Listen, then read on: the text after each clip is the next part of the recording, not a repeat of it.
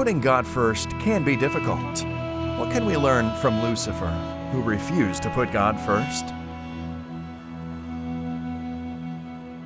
Sometimes we wait until everything is perfect with our finances and our lives before we are faithful in our tithes and promise.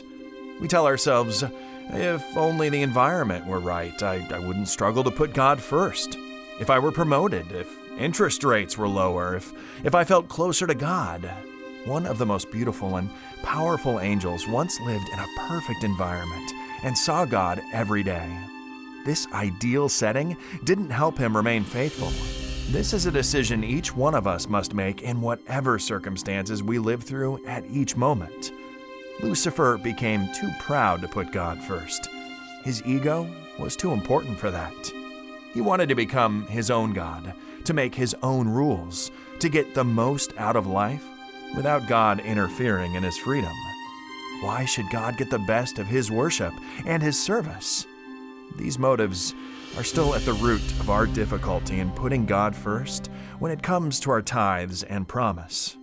Our ego and our needs constantly try to get in the way. We think of ourselves and how much more we may need the money compared to the church. We argue, God doesn't need this money. The church has enough. On the one hand, this is correct. God and the church are not desperate for our money. But here's the thing. Our giving has little to do with need, and much more to do with spiritual virtues such as gratefulness, honesty, faithfulness, and submission to God and to His Word. God is God, and we are not. In part, God requires of us the tithe and regular offerings for our benefit. Our tithe and promise are a great antidote to greed and self-centeredness.